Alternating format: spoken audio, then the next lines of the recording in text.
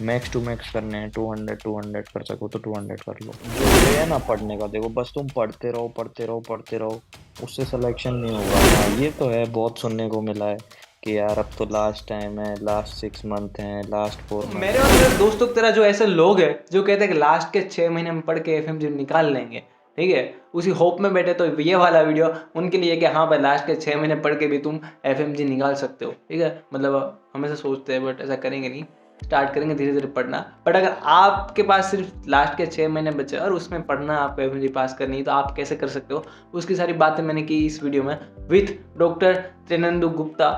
और उन्होंने first attempt में ही लास्ट के 6 मंथ में पढ़कर एफएमजी में लाया है 196 मार्क्स। तो मुझे लगता है ये वाला एपिसोड आपके लिए बहुत ही हेल्पफुल होगा। और अगर आपको ये वाला अच्छा लगे तो लाइक कर देना, शेयर कर देना, और चैनल पर नए हो तो सब्सक्राइब कर देना। हमारे साथ है डॉक्टर गुप्ता जी, मतलब हमारे सीनियर, हम उनको प्यार से पाचू भैया बुलाते थे। और उन्होंने जो मार्क्स स्कोर किए एफएमजी में, उसको आप सुन के बहुत ही वो हो जाएंगे, बिकॉज इतने मार्क्स लाना आसान नहीं है। तो सर आप मुझे बताएं आपके कितने मार्क्स आए, और आपके बारे में थोड़ा बताओ हमारे ऑडियंस को। मैं जलालाबाद स्टेट यूनिवर्सिटी का स्टूडेंट रहा हूँ, जैसा वो तो आप जानते ही हैं। और 196 मार्क्स आए। के लिए आपने कब से प्रिपरेशन स्टार्ट की थी यहाँ पर कॉलेज में? देख, कॉलेज में तो मैंने देख ज्यादा कुछ नहीं किया, बस क्लासेस होती थी एमसीआई, वो पूरी हम्म। अटेंड की अच्छे से। हम्म। और उसके बाद मैंने मेन प्रिपरेशन शुरू की थी अगस्त में। तो अगस्त से। मतलब यहाँ पर आप सपोज कि आपने यहाँ पर कितने सब्जेक्ट क्लियर किए थे, या फिर वहां पर जाकर ही सब कुछ पढ़ा क्लियर सब्जेक्ट्स किया का था? ऐसा नहीं था, देख मेरा ये था, जैसे मान के चल अभी एमसीआई क्लासेस वगैरह होती है ना यूनिवर्सिटी में, बस वही हम्म। क्लासेस वगैरह लेते थे, और बाकी थोड़ा बहुत अपना पढ़ लिया तो पढ़ लिया, बाकी फिर मेन अगस्त से। सो मुझे पता है कि इवन यूनिवर्सिटी वाले सबको पता है कि आपने जो भी है यूनिवर्सिटी में बहुत बहुत एंजॉय किया हर चीज में, कल्चरल हाँ। एक्टिविटी में या स्पोर्ट्स में हो या हर चीज में, मतलब सो आपको ऐसा कभी रहता था घर से प्रेशर कि भाई तू तो हर वक्त इन्हीं सब चीजों में घुसा रहता था? क्या आपको कोई प्रेशर आया ऐसा कि भाई मैं अब इसमें रहूंगा, अगर एफएमजी में कुछ हो गया तो? ऐसा कुछ रहा था घर नहीं से नहीं प्रेशर? नहीं, देख घर वालों को सारी चीजें पता नहीं रहती ना, तो ये कुछ चीजें उनमें से होती हैं कि मैं एक्स्ट्रा करिकुलर करता हूँ, हाँ। बाकी तो okay। बाकी यूनिवर्सिटी वाले आपको कभी कोई स्टूडेंट बोलते थे कि भाई आप नहीं। तो पूरे रहते हो, ऐसा वैसा कभी हाँ कुछ? हाँ ये तो है, बहुत सुनने को मिला है कि यार अब तो लास्ट टाइम है, लास्ट 6 मंथ है, लास्ट 4 मंथ है, यूनिवर्सिटी खत्म हाँ। होने वाली है, पढ़ लो, सब यही बोलते थे। पढ़ा। हम्म। वो भी सो देख अपनी जगह ठीक बोलते हैं, पढ़ना चाहिए। हम्म। yep। और मतलब मैंने रिजल्ट में इस बार तो ऐसा देखा है कि जो लोग पूरे साल पढ़ते थे, दो तीन, मैं तो देखता आ रहा था कि जो लोग पढ़ रहे थे वो उनके बहुत कम मार्क्स आए या फिर वो रह गए थोड़े मार्क्स से। और आपके इतने मार्क्स आए, तो कभी क्या उन लोगों ने आपने आपको बोला फोन करके कि भाई अचानक से तूने ऐसा कब पढ़ लिया, कैसे पढ़ लिया, क्या किया, ऐसा कभी कुछ हुआ क्या? अरे नहीं रे, देख एक तो ये है, देख जो उन्होंने पढ़ा है, शायद उनकी प्रिपरेशन देख, पढ़ा तो उन्होंने भी है, नॉलेज उनके भी कॉन्सेप्ट्स हैं, बस कुछ उन्होंने सही वो चीज़ फॉलो नहीं की होगी जो वे है। बस वो उनका नेक्स्ट टाइम हो जाएगा, उनको भी पता है, बस यही, तो और तो मतलब कुछ नहीं। आपको क्या लगता है कि उन्होंने जो किया उससे आपने क्या डिफरेंट किया, या आप में वो बात थी? नहीं, जिस तरह से जो वे है ना पढ़ने का, देखो बस तुम पढ़ते रहो पढ़ते रहो पढ़ते रहो, उससे सिलेक्शन नहीं होगा, क्योंकि अब जो पेपर आ रहा है ना, या फिर खाली बस पीवाईक्यू से नहीं होगा, कॉन्सेप्चुअल पेपर आता है, जैसे इस बार आया था, फर्स्ट पेपर आया था वन लाइनर, सब बोलते हैं वन लाइनर आया था, ठीक है, हाँ। लेकिन जो सेकंड पेपर था ना, वो पूरा कॉन्सेप्चुअल आया था इस बार, पूरा। अगर आपके कॉन्सेप्ट्स हैं तो आप कर लोगे, तो उसके लिए देख पढ़ना जरूरी है, बिना पढ़े तो हम्म। कॉन्सेप्ट बनेंगे नहीं, तो पढ़ के कॉन्सेप्ट्स बनाओ। और एमसीक्यूज टेस्ट सीरीज देख, सबसे इम्पोर्टेंट है टेस्ट सीरीज या फिर जीटीज देना, उससे क्या है, हाँ। आपकी सिटिंग पावर होती है, कि जैसे 2.5 आवर की सिटिंग में आपको एक राउंड पढ़ना है, फिर 2.5 आवर राउंड नेक्स्ट सिटिंग पढ़ना है, क्योंकि जैसे एग्जाम में बहुत एंजाइटी होती है, बहुत प्रेशर होता है, लेकिन आप अगर शुरू से 2.5 आवर की सिटिंग कर रहे हो, हम्म। तो आपको डेली वो रूटीन में आ जाता है, तो इतना कुछ नहीं होता, तो मेन चीज़ तो वो हम्म। रहती है। सो आपने अप्रोक्स कितनी जीटी सोल्व की थी या फिर टेस्ट दिए थे? नहीं मैंने 6 से 7 जीटीज दिए थे। 6 मंथ में 6 से 7 GTs दिए थे, और अच्छा। सब्जेक्ट चॉइस टेस्ट वो अलग दिए थे। हाँ हाँ हाँ। और यहाँ पर कोई, यहाँ पर अगर आप पढ़ते तो कोई ऐप ऐप से पढ़ते थे या कैसे? अगर आप किसी को ऐप से पढ़ना है, ठीक है, तो वो ऐसे पढ़े कि कोई पर्टिकुलर ऐप ले, या फिर दो, सपोज यहाँ पर जो टीचर्स आ रहे हैं, सपोज यहाँ पर आजम सर आ रहे, तो मैं उसके डॉक्टर से नहीं आजम सर का पढ़ूँ, और दूसरे ऐप से दूसरे का पढ़ूँ, मेडिसिन नहीं प्रेप प्रेप से पढ़ूँ, ऐसा कुछ देख करना चाहिए या नहीं फॉलो देख, करें? सबसे पहले तो देख, जो भी है ना, तुम जो भी सोर्स फॉलो कर रहे हो उस पे पहले भरोसा करो कि हाँ ये जो सोर्स है ये हमको अच्छा पढ़ा रहा है। बाकी तुम देख, सबसे अच्छा है मिक्स पढ़ सकते हो, जिस सब्जेक्ट से, जिस टीचर से तुमको जो चीज समझ में आ रही है उससे पढ़ो, ये सबसे हम्म। बेस्ट रहता है। जैसे वैसे मैंने प्रेप लेटर से पढ़ा खुद तो, मैं वहां भी प्रेप लेटर से करता था, बाकी जो एमसीआई टीचर्स आते थे वो, और फिर प्रेप लेटर से।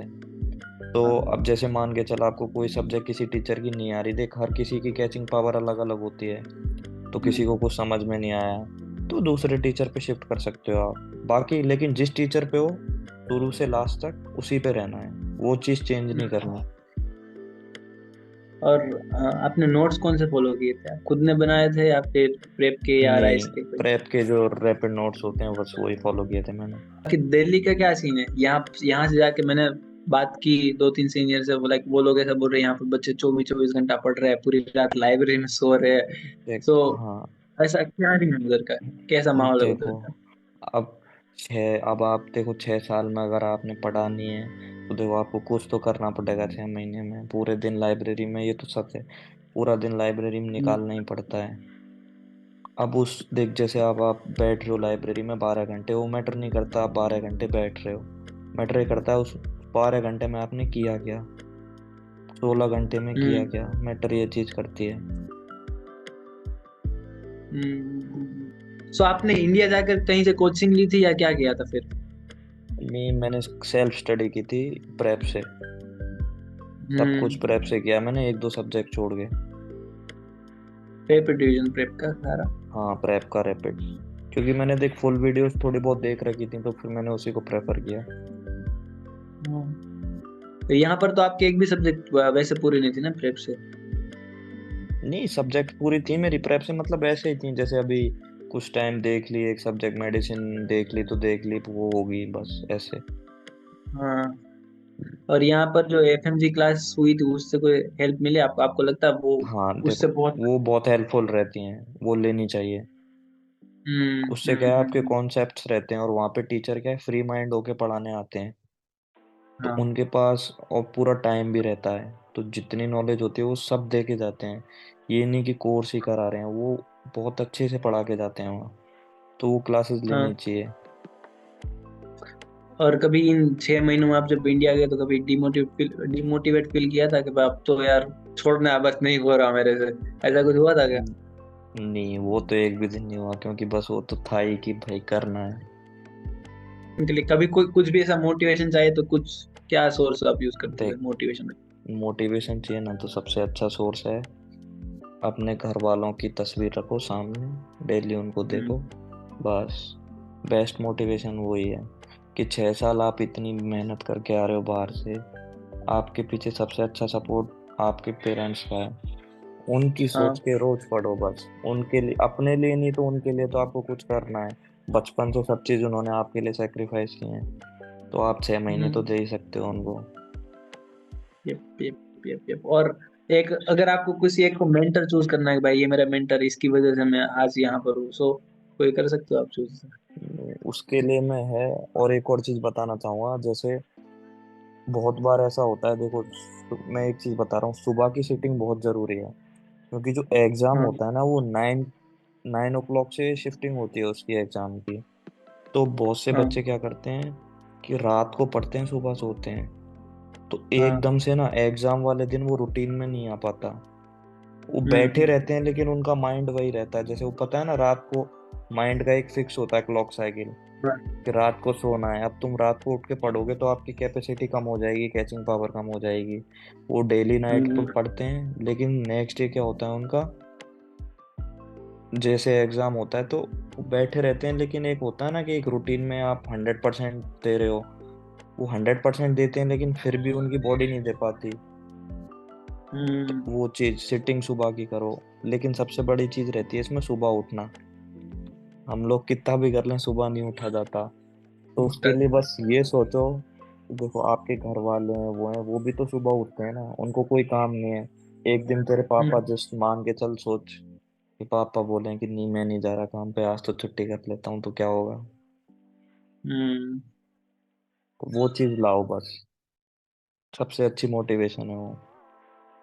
हाँ हाँ, और ये मेनली बहुत सारे स्टूडेंट्स को ना ये पता नहीं होता कि एग्जाम की पैटर्न कैसी होती है, और वो ऑफलाइन मोड में होता है या पेन पेपर होता है, या टाइमिंग क्या रहती है, और किस हिसाब से पेपर होते हैं, तो उसके बारे में देखो थोड़ा बता पे, दो।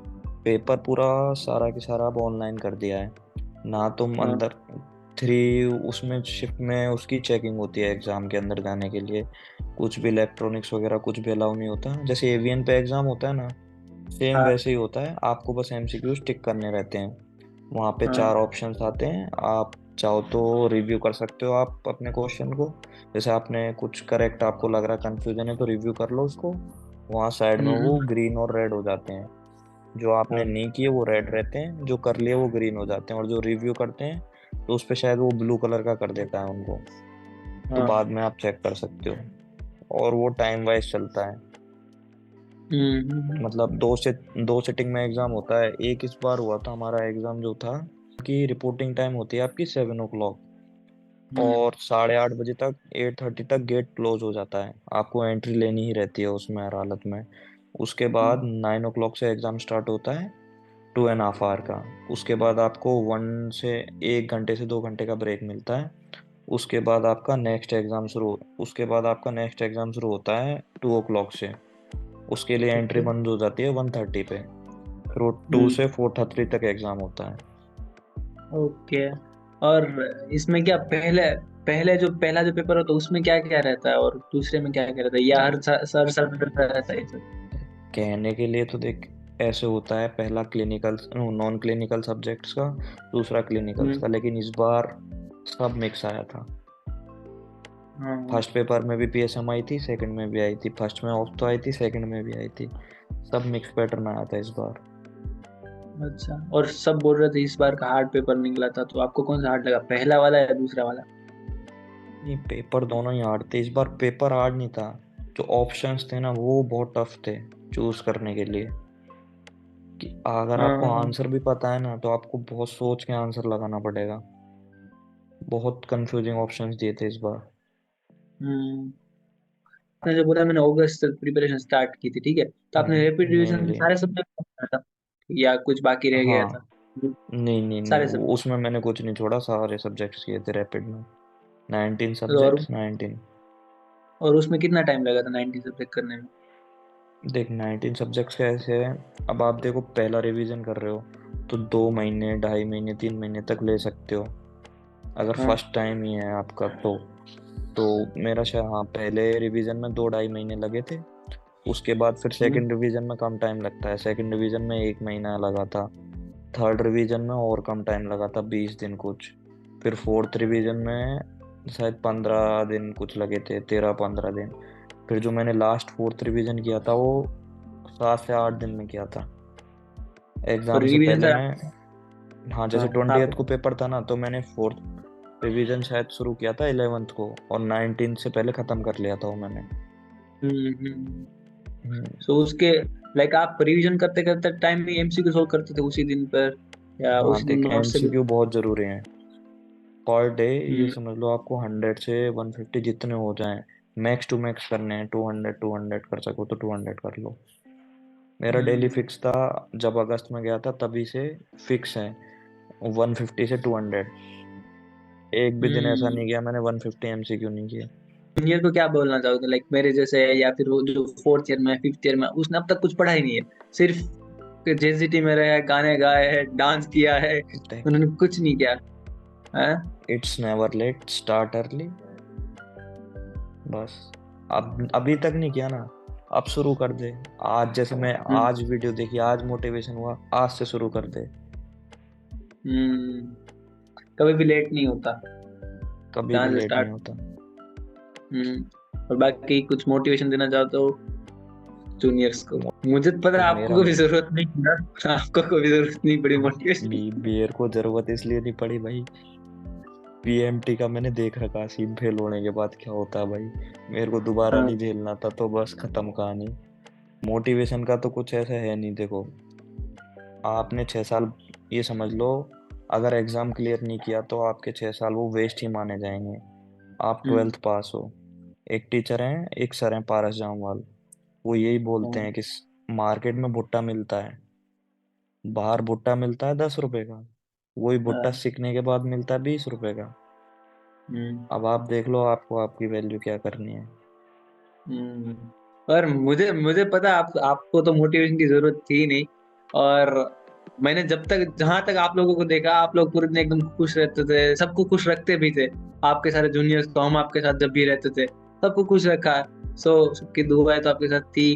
एंड दूसरी बात है कि आप बहुत मिस करते हैं आप लोगों को, बहुत ही, सच में। यूनिवर्सिटी को तो हम भी बहुत मिस करते हैं। बाकी क्या कहोगे आप अपने सारे फ्रेंड्स को जो रह गए जून में, आपके साथ ही होंगे वो सब भी, उनको क्या कहोगे? मैं सबको एक। बस यही बोलना चाहूँगा, पर डे क्वेश्चंस, क्वेश्चंस बहुत इंपॉर्टेंट है। क्वेश्चंस करो, हम्म। उसके बाद जीटीज दो, और सिटिंग, जो आपकी मेन सिटिंग है एग्जाम की सिटिंग के अकॉर्डिंग करो। जैसे दो हम्म। सिटिंग में पढ़ो, 2.5 आवर 2.5 आवर, क्वेश्चंस करो जितने मैक्स क्वेश्चंस कर सकते हो। पीवाईक्यू बहुत इंपॉर्टेंट है, पीवाईक्यूज करना। जैसे एफएमजी सॉल्यूशन आती है, उसके लिए नीट पीजी की एक बुक आती है, प्रीतेश सर की, वो दोनों बेस्ट हैं, वो हम्म। दोनों बुक्स।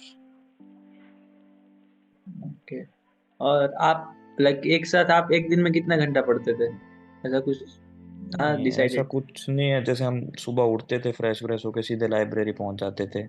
उसके बाद हाँ। उसके लिए आते थे दोपहर के लिए, खाने के लिए, खाना खाने के बाद फिर लाइब्रेरी, फिर रात को डिनर करके वापस लाइब्रेरी, जब तक नींद नहीं आए तब तक लाइब्रेरी रहो, नींद आए तो हम्म। जाओ सो जाओ, नेक्स्ट डे सेम रूटीन, उठो फिर लाइब्रेरी।